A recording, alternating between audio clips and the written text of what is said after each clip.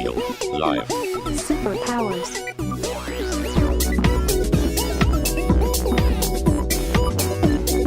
Up in the sky, it's a bird. It's a plane! Gentlemen, we can rebuild him. We have the technology. It's alive! Real. Live. Superpowers. We're here with Kfir Damari, COO of Tabookey, and most importantly, the guy who landed a spaceship from the moon just recently. Kfir, how are you? Great. How are you? We're good, thank you. So how does it feel like to be one of those people who actually reached the moon? It's amazing. You know, there are a lot of things that happened since then. A lot of support that we got from, the Israeli public and I would say even the world. So it's good. A lot of people trying to reach out, so it's been hectic, but I would say amazing. Yeah. Why are they trying to reach out, like to hear the story? To hear the story, to invite us to give lectures, to be part of this and to be part of, we already announced that we are planning to build another spacecraft, Beresheet 2. So some people are talking about Beresheet 1, some people want to talk about Beresheet 2. And this is because the spaceship didn't actually land on the moon. To me, this is semantics. I don't see why this matters. But the spaceship didn't land on the moon. It crashed on the moon. So that means that this means to you and to some other people that you didn't fulfill your mission, right? So I would, to be accurate, we landed, just hard landed. Okay. Some people can say crashed. But we've reached the moon in a speed of 1 kilometer per second. And yes, our goal, our hopes were to soft land on the moon, but I think that our major goal was to reach the moon. Just by doing that, we've already created the history. We've made Israel the seventh country in the world to achieve such thing, and we're also the first private organization to ever reach the moon. So we've done history. We were hoping to also have a soft land. Who cares though? Why does that matter? It's a good question. It would make us the fourth country in the world to do that, and the first private organization to do that. But basically, as you said, that's just the numbers. And we were hoping also to get more scientific data. So we did gather scientific data while we're descending. But not all the data that we were hoping to get. Why is it so difficult? Like, why are there only seven superpowers, Yeah, why is it difficult? It's difficult because I can say it's rocket science, basically. But there are a few reasons for that. One reason, I think one of the major reasons, is that things in space must work on the first time. Like if something doesn't work on Earth, you can go and kick it, and maybe it will work, or fix it. And in space, you don't have any second chances. What you've done when you build the spacecraft is like all the efforts that you put in, these are all the efforts that will be put in. You cannot go and do something else. And for that reason, we try to avoid moving parts so they won't stuck. There's a great story about, solar panels that were sent for the International Space Station, a huge mission, and they took the solar panels, they connected to the station, and they didn't open. So they had to have like an astronaut going to a spacewalk and with a hammer hitting it, and then it opened basically. So usually you don't have that opportunity. Things must work on the first time. This is why it's really, really, really hard. The second reason is that the environment is also hard. Your spacecraft, your satellite, everything that is basically in space need to endure both like extreme heat, extreme cold, vacuum. Like the environment is really not easy. Even on the moon itself, the dust on the moon is magnetically charged and can destroy any mechanical mechanism from within. Wait, what does that mean? If you have, for example, a rover, okay, the dust will get between all those moving parts, right, and can destroy them from within. How? First of all, you have a lot of dust on the moon. Okay. And also the dust is like really hard grains. Okay. So basically just, And this is all knowledge that you acquired after you decided that you want to get to the moon, right? Yes. Basically, my background personally is more cyber security. This is what I also do. Are there a lot of attacks in the moon? A lot of cybersecurity attacks? We also had to, maintain our security, which we can also speak about. So not on the moon, but on the organization. Right. We also had some attacks that we needed. So On how'd you do space, this- yeah? Yes. Okay. How'd you do this cybersecurity to landing on the moon? So it's not really cybersecurity for landing on the moon, although some people try to connect those things together. Monetized. Yes. So it's still different parts of my life, but I think what connects them is wanting to to solve really hard problems. And if we're talking about space, so space in general is really hard. And this is, I gave a few examples why, but this is basically the reason that a lot of innovation came out of space. For example, the way we build roads today was designed by NASA for the space shuttle.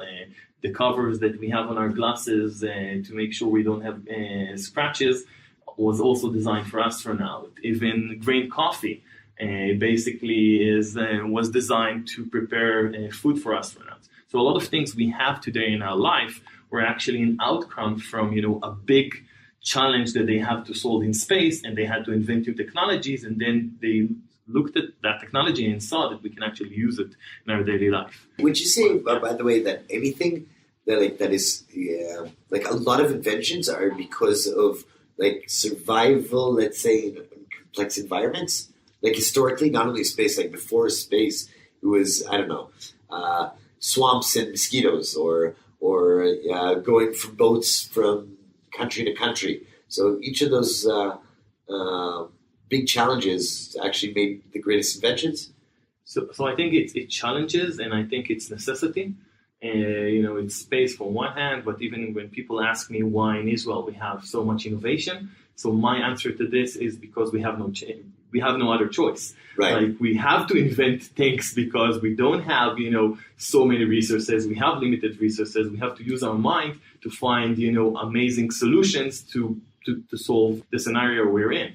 I have to ask you a philosophical question here. Yeah. Do you think in the world today, the world of technology, most inventions are superficial because people are very comfortable, as opposed to doing things that are of global value, that are big challenges, like landing on the moon, like Elon Musk living on Mars, which are bigger challenges?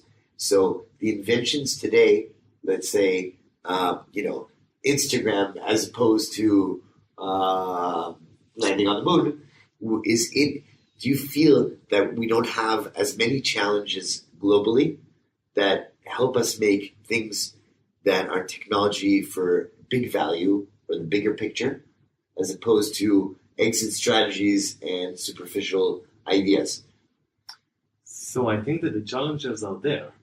The UN declared, I think it's 21 goals, that they want to solve, things they want to solve in the world. I think the challenges are there. Why people decide to devote their life to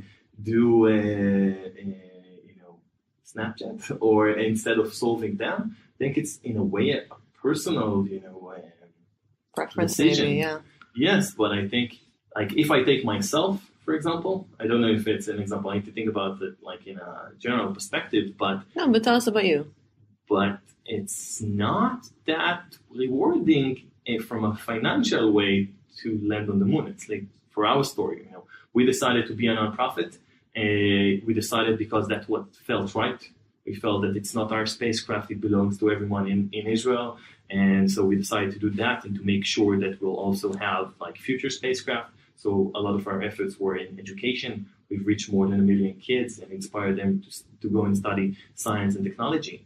But on a personal level, it was a nonprofit and we didn't earn a lot of money out of it. Right. And so I think that in a way, people that developed Snapchat earned a lot of more money than what we did, but we solved a bigger problem. I think it's actually an interesting thing. If you look at a lot of organization and social entrepreneurs, you will see that they're not Most of them, yeah. Some people, are able to combine those two together. But most of them, the reward is not financial. The Right. reward is, for their heart, they can become bigger. So what is the end game for Space IL? It's a good question. Space IL basically, Maurice Kahn, our chairman, announced that we're going to build Beresheet 2. And right now we're trying to understand what does it mean, like how much money, how much time do we actually need. We didn't have a plan already. So right now we're focusing on that, and we're continuing to make sure that kids will continue to be inspired from space and from science in general and go to study. But when you say like the organization is to inspire people to be scientists and technology masters in space, or is it we want to land in Jupiter and build a new civilization? So when we started, the vision was to inspire kids to not just space science in general, to inspire them to go and pursue their dreams and to understand that in order to make those dreams into reality. Like create the Apollo effect here. Yes. Right now we're calling it Beresheet effect, but basically that was what we were looking at. And today we are thinking, we realize that we are the first non-governmental organization to achieve such a mission. And we are looking at the possibility to build more spacecrafts. IAI also offered, a German company that they will build their spacecraft. Basically, today, right now in Israel, in Space IL and the Israeli aerospace industries, we have the know-how of how to build, smaller and lighter satellites than anywhere in the world. And we're thinking about how we can actually take it to the next level. But you don't have a lot of customers. Right. So you have NASA, you have the European Space Agency. No, in countries probably satellites.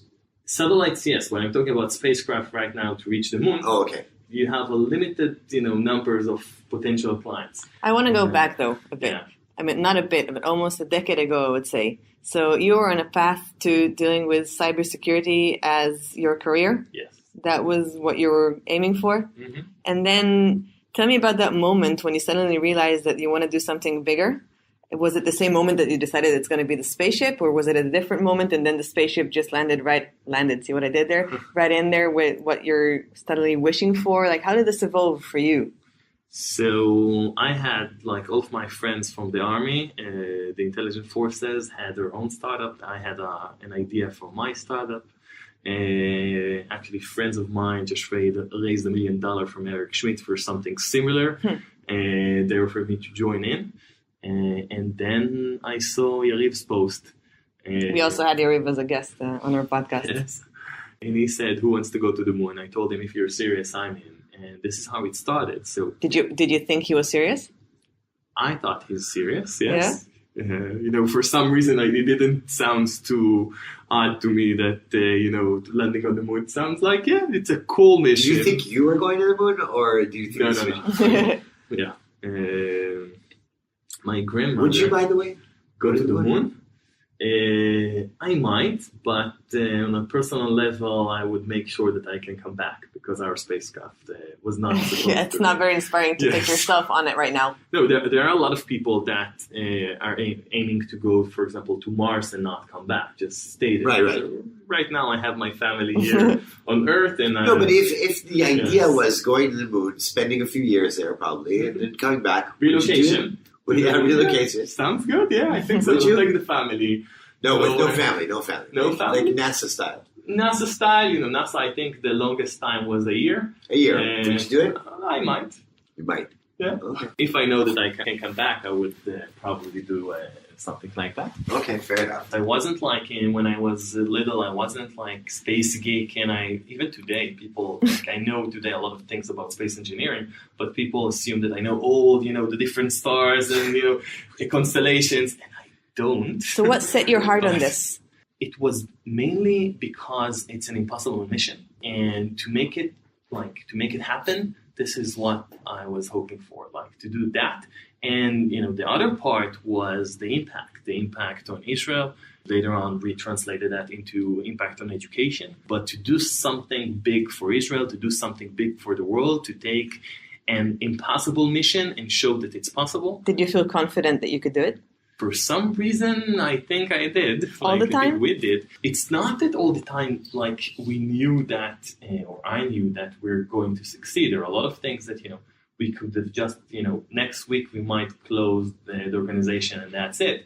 But it doesn't seem out of reach. There was a few countries that did it before. Did that feel that it's more achievable? I'll ask you a hypothetical question. Yes. If there were no countries that did it before, would you feel it's achievable? It was much harder to believe in that. Although, in the beginning, we were planning to do that in a spacecraft in the size of a Coke bottle, and that will cost us around $8 million, right. Which is something that was never done before. Although the spacecraft now is much bigger and cost $100 million. By the way, I'm sure Coca-Cola would actually sponsor that. We tried once, okay. Yes, but it was early beginning. So tell me about the conversation that you had with Yariv when you realized that you want to at least hear about this. How did this go down? So I told him, if you're serious, I'm in. We were texting on Facebook. And then we've met, the three of us, Yariv, Jonathan, and myself. And we just met, the three of us, in a pub in the city of Hulon. And we started thinking about how it's going to look like. Basically, we're aiming to use a nanosatellite technology. This is why we're aiming to build a spacecraft that was around 10 on 10 on 30 centimeters, really, really small, using, new technologies. But when we actually started to do the engineering, we could not find a fuel tank that can fit in and have enough energy to take us all the way to the moon and land.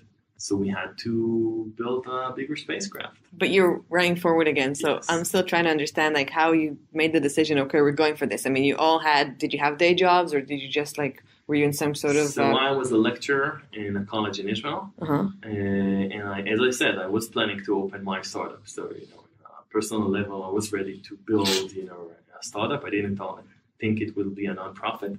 I thought it will be a for-profit organization. But when I heard, about that idea, I just said it sounds amazing and I must be part of it. So what sacrifice did you have to make? Basically, going into the project, first of all, I quit my job. As a lecturer? Also, after 6 months. Look, when we started, we were aiming to land by the end of 2012. Okay, and this 2 was years when? we'll be on the moon. 2 years. It was the end of 2010 when we sat down in that pub, and we were aiming to build a spacecraft, landed in 2 years. It didn't look like a big sacrifice. It didn't look like such, it's a challenge because, we're doing something much smaller and lighter than anything that was before us. But people already reached the moon, so we're doing it just better. And I think we didn't realize how complex it's actually going to be. I think if we knew that it's going to be so complex, will take us more than 8 years, $100 million. I don't know if we'd decide to actually start with it. So what was the moment that you realized, okay, this is not going to take 2 years and I'm actually losing confidence, if at all? It took us a while, first of all, to actually go into the engineering and understand what it's going to look like. Actually, you can say it took us around 6 years to actually understand how the spacecraft is going to be, because it didn't grow only once. It happened around 4 times, from 1 fuel tank to 2 fuel tanks to 4 fuel tanks to bigger 4 fuel tanks. And each and every time, we saw that we don't have enough fuel. We needed bigger fuel tanks, but the issue is that for every kilo you take with you to the moon, you need 4 kilos of fuel. So even when the fuel tanks became bigger, they became heavier. So now we needed more fuel just to take the fuel tanks. Basically, if you look at the final design is around more than 400 kilos of fuel, and the rest, 160 kilos, is the spacecraft, but most of it is the fuel tanks and what's holding them together. Basically, we have really small amount of electronics. Most of it is the fuel and the fuel system and the fuel. So it didn't happen once. It happened a lot of times.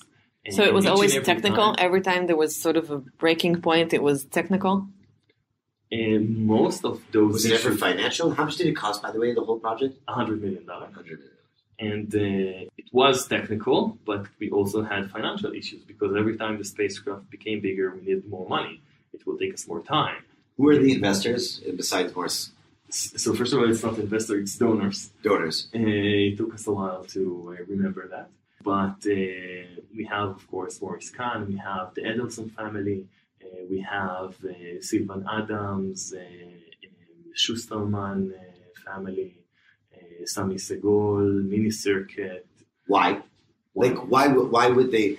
Like, was it all on the notion of the data? Like, they wanted an impact. They didn't want probably just to say, okay, we have a spaceship on the moon, right? They wanted something to help the community, right? So their end goal would be, like, they put the donation because they thought the return on the donation would be inspiration for the children. So I think they had basically three reasons. But some people looked at the technology, the fact that we're building smaller and lighter spacecraft than anything that was designed until today, and that excited them that we're doing something new to the world, basically showing we're breaking glass ceiling. We're showing that with the same amount of resources, humanity can go and reach 10 times more places than what we've reached before. So on one aspect was the technology. Another aspect was education, to inspire kids to go inside the STEM, to show them that science and technology is exciting. If you go back, people looked at Albert Einstein, for example, as a hero. Kids looked at him as a hero. Today, we don't have a lot of heroes that are scientists, that are engineers, and we're basically, this is what we're aiming for, to get our engineers out there and to tell their story and to show that, they come from different backgrounds, and to show kids what does it mean that a spacecraft is rocket science, but they can understand how to build it, and they can understand that they have a real potential of building future spacecraft. So some people, were excited from that. And the third part, I think, was Israel. People that were excited to put the Israeli flag on the moon. The Edelson family added the phrase Am Yisrael Chai. And, to show that the Jewish people survives and Israel is a strong nation. Superpowers, we say, reach the moon. So we're the smallest superpower to ever reach the moon. Nice. You started 3 founders, right? Yes. And then by the time we landed on the moon, I'm saying we because that's the impact that SpaceX has, that it's us as a nation. How many people were you? We were like 40 full-time employees in SpaceL, and now there are 40 in the Israeli aerospace industries, and a few more people in the Weizmann Institute. I think that was the core team. Beside that, we had hundreds of volunteers. Some of them in the engineering, but most of them in the educational aspects of the project, going into classrooms and talking with kids and telling them our story. And how far along this journey were you guys asked to sort of step back a bit and let more experienced managers do it, as happens a lot? So it did happen. After around, I think, 5 years into the project, both, from one angle, we got married and we had kids. And as I said, we didn't earn a lot of money. I can say that from when we started to that moment, my bank account went down only a bit. So it was also from a personal perspective. But yes, we realized that we need to bring, professional managers into the project. And I think the organization had a lot of changes because of that. It got us to the moon. Iran did the first change where basically when we started, most of the organization was volunteers. Even the engineering, everything was volunteering. Then we realized that we needed a core team of full-time employees to manage it. And then still, most of the actual engineering was done by volunteers. When Iran came, he did the first big change, which was everyone in the project need to be on the payroll and dedicated for the project. So that's one big change that happened. And in that phase, we're around, we had basically the understanding of how the space stuff is going to look like after all those growth. Were you okay with it? Honestly, did you feel a bit like somebody's taking your baby? It is my baby. It's still my baby. Yes, it felt. I would say it's like taking your kid the first time to kindergarten and having someone else taking care of it, and just going away to work or home and just knowing he's out there, but you don't really know what's happening with him. Although I still stayed for a year in full time when the CEO came, but it was different. Yes. So why did you leave after a year? I felt that most of the things I could do in the organization I already did. It's not that I left totally. I'm still part of the organization. Actually, today I'm actually full time again in the organization, but. So I still was connected to the project, but I needed, first of all, to make sure that I have some money for my family also. And I think you also maybe diversify a lot, right? Like, I don't think maybe you feel like you can do one thing. I think I never do one thing. Right? Yes, even today, you have Space AL, you have the startup. The startup is Tabookey. The startup is So Tabookey. we want you to tell us about that in a minute, but what else? I'm volunteering in the local city, like Bad. So I'm helping other projects. And this was always for you like that? Like you were always doing a lot of things? Yes. I think it's a lot about because of my curiosity. I want to know how things work, and I'm really interested in solving problems. So when I hear about interesting problems, I want to be part of solving them. Yeah. Which from some aspects it's amazing because I get to do a lot of things. Even as personally, I started like people in Space AL really excited that I started programming at the age of 6.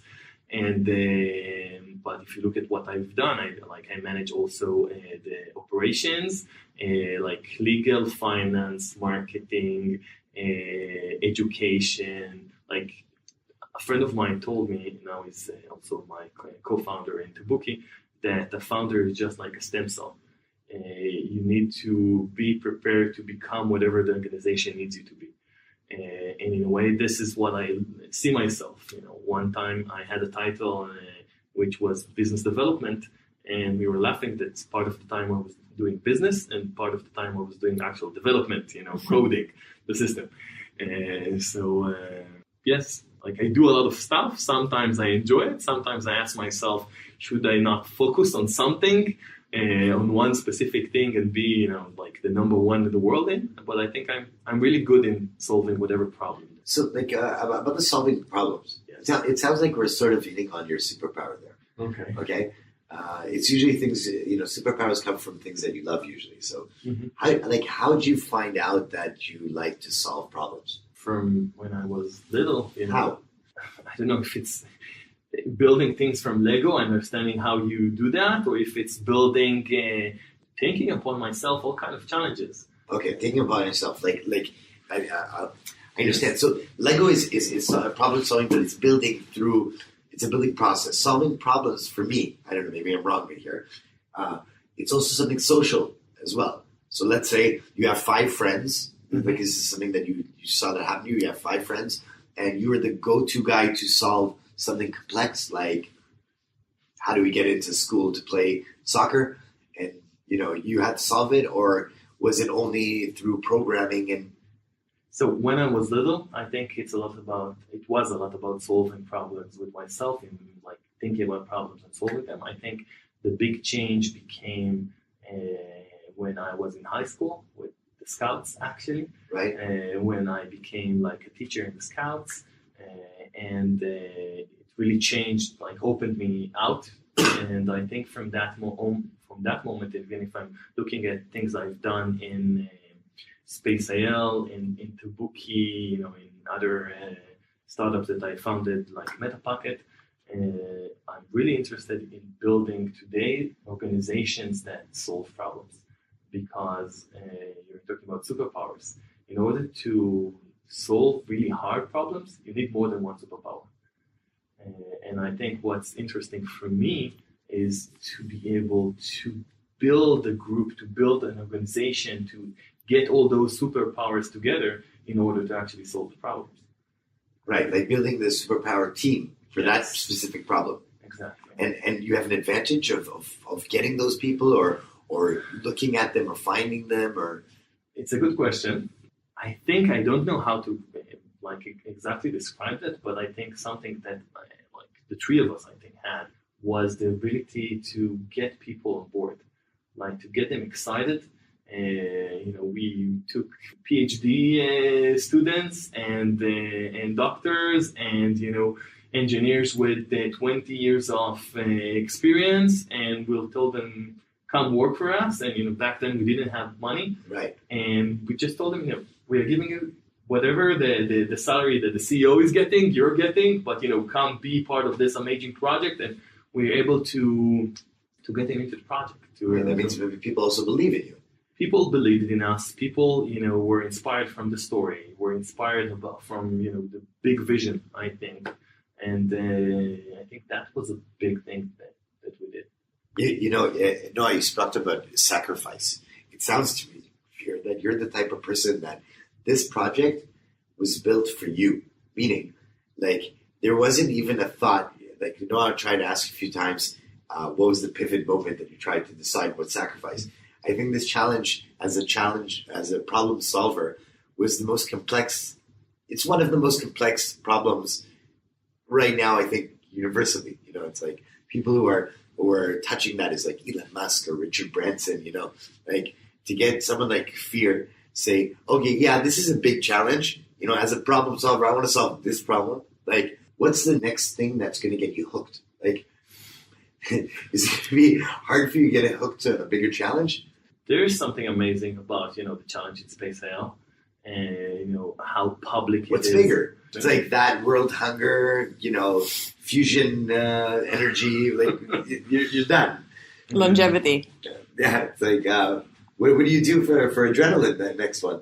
So it's a good question. First of all, Space AL is still here, so I still have that for Of course. adrenaline. I realized in, balancing my life, I don't need just adrenaline. So I'm also, trying to solve problems that people actually want to pay for, as we talked about in the beginning, because people don't really want to pay for. Which that is that Tabookey? Tabookey is developing a decentralized cyber insurance platform. Basically, what we've started as a cyber solution that can protect any digital asset that is controlled by a computer. It can be crypto assets, for example. It can be command and control channels for drones or for satellites or updates for autonomous cars. And so basically what we're able to do is to use blockchain technology in order to build a new type of cybersecurity solution. And what we realized when talking with customers that what they really want is to sleep good at night. So what we're offering basically is we're buying the risk from them. We're saying that the solution works so good that if you lose your money, we'll give your money back. And we're basically offering, you can call it insurance, you can call it warranty, and it's the first time that a cyber security company actually stands behind the product. But wait. This okay? You're giving them their money back for your services, but not for their loss. For the loss, I mean. It's an interesting notion. Let me try to explain it, see if I'm right. I'm usually wrong. So it goes like this. What you're saying is you are actually offering insurance for cybersecurity. Mm-hmm.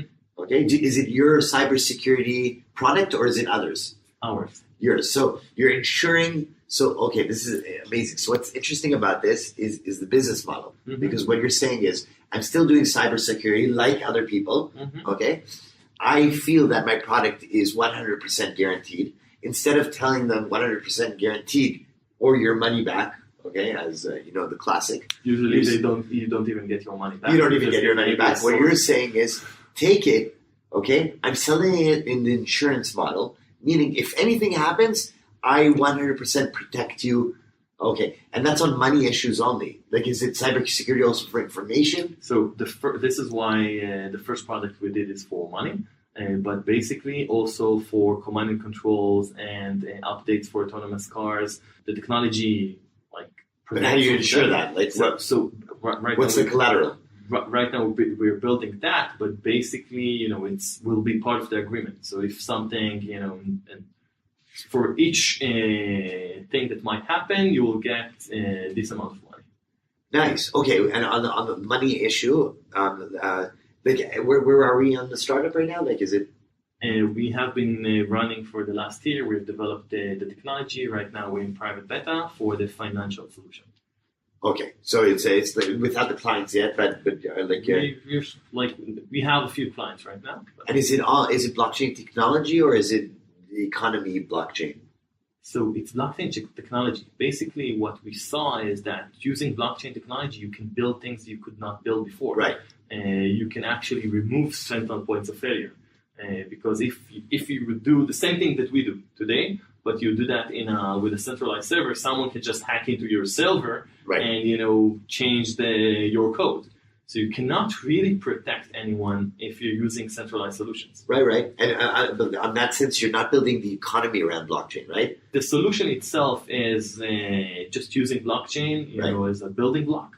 We are thinking about opening this decentralized cyber insurance platform for other people to offer insurance upon our system, and this will be open as actually, not just blockchain solution, but basically also, we'll have some kind of token within the system, but that's in the future. What are a few insights that you've learned from your journey in Space IL that you bring here now as a more mature entrepreneur to this venture? I think to ask a lot of questions, that's one thing, and not to be afraid of asking questions, because I think a lot of times as an entrepreneur in the beginning, you have some gut feeling, but you're not sure it, and it takes you a while to actually understand and actually speak out. And what you should do is speak out much earlier. Why don't you speak out? Because you feel like you don't want to sound like an idiot? You don't want to feel like an idiot. You're not sure what you're thinking. You don't have a lot of experience. And I think, to speak out, whatever you have something on your mind, with your gut tells you should, just speak out and talk about it. It's okay to talk about it. It's funny that you learned that from Space IL to ask a lot of questions, because if you didn't ask a lot of questions in Space IL and you're just, overconfident of building a spaceship and going to the moon, that would be exciting to see. So tell us about a time that you didn't ask a question in Space IL and it cost you. This is a lesson that you learned from experience, that when you didn't ask. I think, a lot of things, a lot of times in Space IL, I told you that the spaceship grew. Sometimes, from that one specific aspect, but we had a gut feeling that will tell us that it won't fit, it won't work. We need maybe to do something different. But it took us much longer to actually realize that and to actually speak about it. So then what you did was not ask the questions and just let things roll in a way? Eventually they got to the point that it was clear enough you can speak about it. But we could knew much earlier and hopefully save time. So don't be afraid to ask questions. Don't be afraid to ask questions. Don't be afraid to hear what your gut is saying and speak it out. What else? I think I learned a lot about people. What? How to engage people. If you're talking about Space IL, and we like to call it a philanthropic space startup, but the philanthropic part and the fact that we are a nonprofit meant that we needed to work with volunteers. And getting volunteers to actually work for you is a big challenge because they don't really owe you anything. They do that just because they connect to their cause and they connect personally to you. And so I think I learned a lot about leadership and how to engage people through that. Because again, anyone that managed and was successfully managed a group of volunteers has usually higher leadership skills than anyone else. Of course, because money is an incentive where it's easier to manage people. Mm-hmm. When you're managing someone for the bigger cause, it's enough that you get a little aggravated and you can say, fuck it, I'm not doing this, or I don't like the person who's leading Space IL right now because he's whatever, and they can leave anything in as an excuse to get aggravated. But it's also in the small things. They have to feel appreciated. You have to make them feel like part of the group, in a good way. And what a mega leader when you do that and pay. You pay and you do that. Think about things in the world that are volunteer based. Every revolution or any person who's trying to get voted for, it's the big things, okay? And the bigger base you have of volunteers, okay, is the bigger base you are as a leader, okay, as opposed to being a manager. Yeah, I agree 100%. What an amazing combination of being able to get the people behind you and get them to feel like they're completely on board with you and also pay them. Yep. My dad once, on a side note, he bought me my first instruments. It was a piano and drums and stuff like that. I was really into music. But he brought me the shittiest piano and the worst drums ever. And the excuse was, if you're good at that, imagine how great you're going to sound with really good drums. Exactly. So I love if you that. can do what you're doing right Yes. now with those volunteers and manage afterwards, I'm sure that helps us skills. And the other way around is also interesting because those people that when you treat them, you get them engaged, they're actually the most devoted people in the Right. organization. Exactly. So even if it, as you said, if it's a non-profit, if it's a for-profit, if you're actually trying to reach out to those people to get them engaged and not just tell them what to do because they have to, they really become devoted to your goal and trying to help you in any way they can. And I would say that the secret here is to get the team to buy into the story. And I don't mean that in a manipulative way. Yeah, but this is why I won't say buy into the story, but like be part of the story. And, like, Really believe it. The one of the reasons that people want to be part of it is because their name will be part of the story. And it's not only the belief, like people want to be part of the revolution, not help the revolution happen.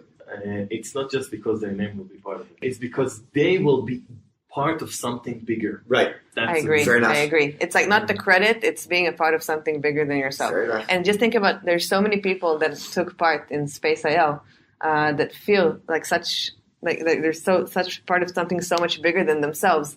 And I think many of them, like, nobody knows their name. Sure. And I think they're cool with it. Yes, although I'm trying to open a project that will get all the people that were involved, like to build an alumni network for Space IL. Oh, hang on, it's not over yet. Yes, no, but I mean for Beresheet 1, Okay. yes. But I think something that really connects to that, which I think I've really learned how to give people the space to do what they dream.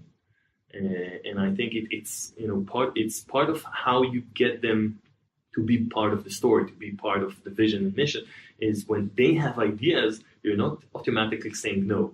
You usually say yes. And I can tell you that in Space IL, we said yes a lot of times. Sometimes too much. Like we eventually said yes to things we could not really handle and they had to like close in the future. But I think we try to give everyone that have, some kind of idea, some kind of, inspiration to do something for the organization that connects to what we're doing. We allow them to do that. I can attest to that, and I think it taps into two of the points. So I was volunteering in Space IL for over a year, and I'm still sort of involved, but in the background. And before I started, you interviewed me, and you're really trying to scare me. Like, this is a big commitment. You were trying to make me understand that just because it's volunteering, it doesn't mean that I'm not committing to something very big and important.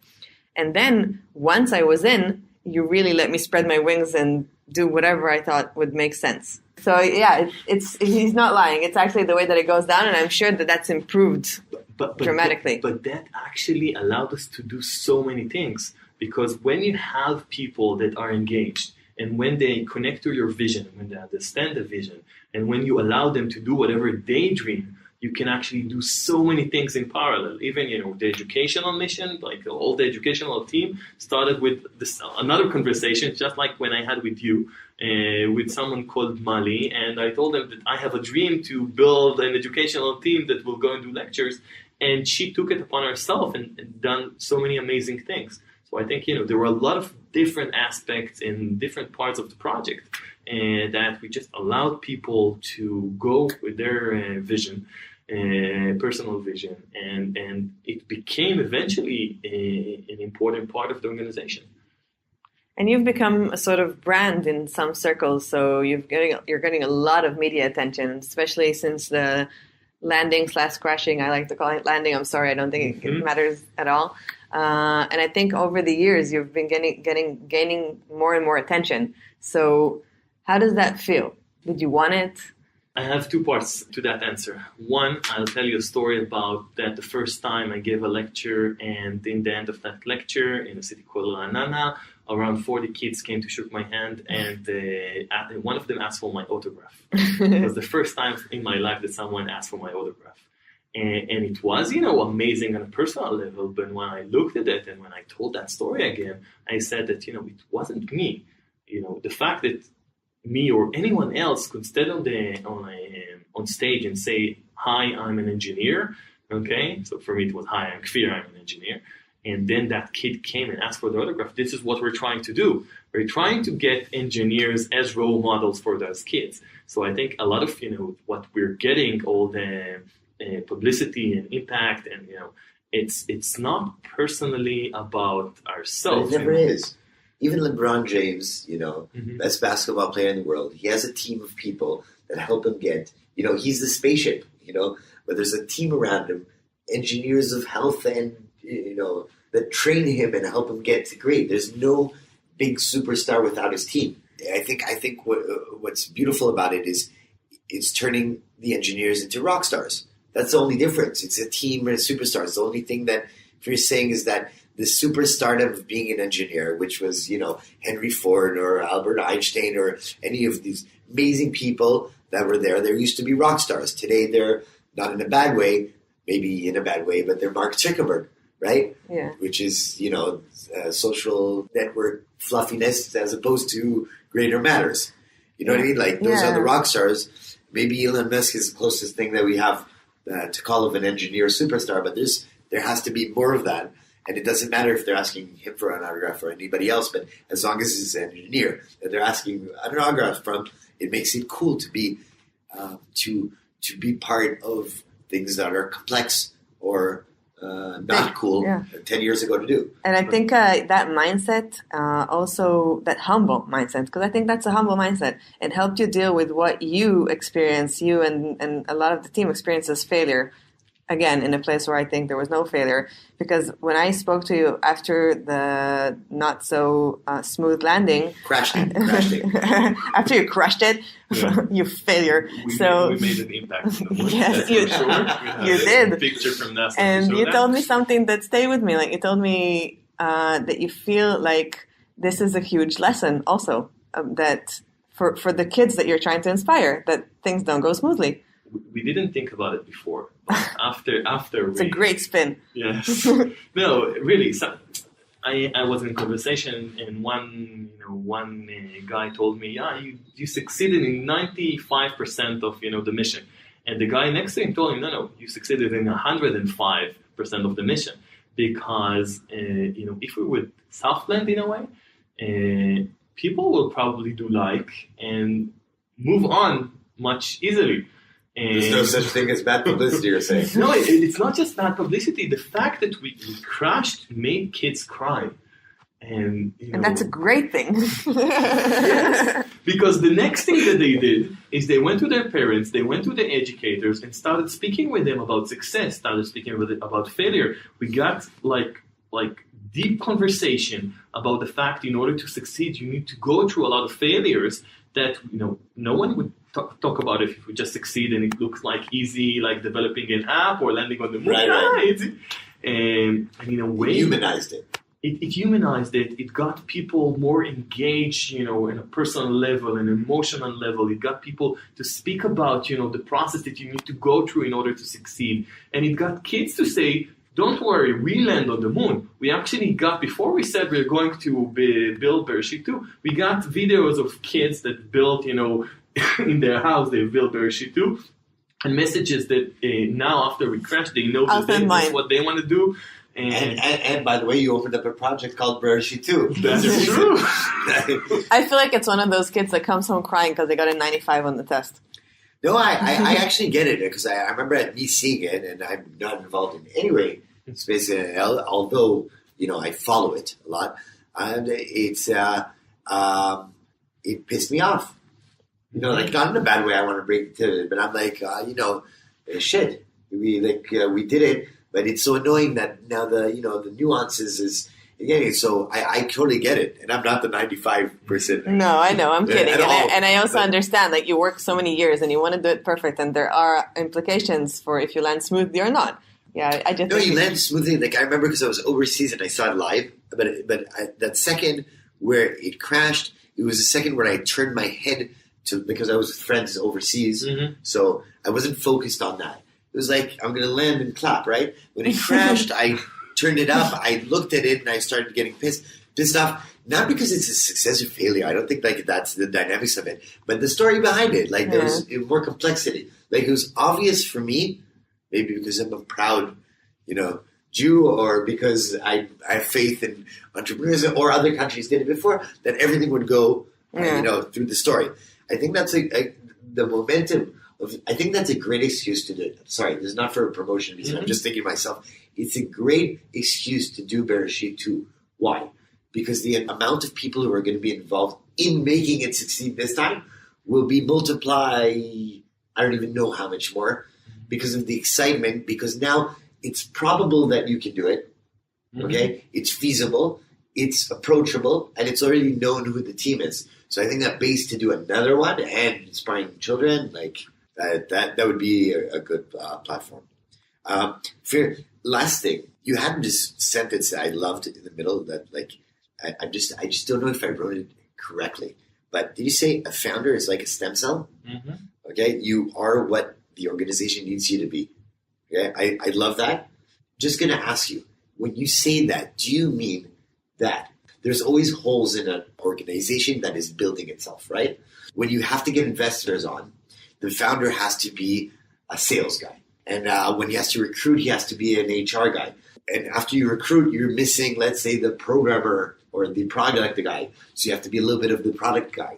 And then once you get the product guy, you're noticing that you have different problem in, the administration or the taxes or the accounting or the finance or anything else. And the founder, till it becomes a big organization, has to fill in those holes. Is that what you mean? So first of all, I give credit to Liraz stealing my. Of course, the founders. No, you mean the one who said that sentence. But yes, totally. That's it. If you think about it, it's just like a human body that eventually you have the fingers and you have the hair, but it starts from a cell. One cell, so with startups, with organization, you start with 3 cells. There are those 3 founders, right? And they need to hold everything that the organization needs to do until they actually build the organization and hire those HR and sales. And after they hire everything, there's always that problematic area. So I think that there will probably be 2 potential options. One is that they will hire the CEO and will go do something else. They solve problems somewhere else, or they will find places in the organization that needs, that type of skill set. Places of, inventing the next product, inventing something new, like solving something that is big for the organization that there is no recipe to solve. That's also a major difference. If it's a recipe, something that you already have a recipe to solve it, or something you need to use basic principles, in order to understand what you're doing and to invent those recipes. So everywhere you need to invent new recipes, everywhere you don't have already, a mechanism to solve that, that's where you need those founders. Amazing. That's a great sentence. Kfir, I wish you the best of luck, by the way. Tabookey sounds really exciting. I'm actually really interested to hear more afterwards. And Beresheet 2 sounds even more exciting on a global level. and just keep on solving great problems. Both of the problems that you're solving right now are really exciting. And I hope for people to be inspired to solve as interesting problems as you are today. And next time we'll cover your kryptonite. Cool. We got you off the hook this time. Thank you. Thank you, Kfir. Bye-bye. Real life. Superpowers.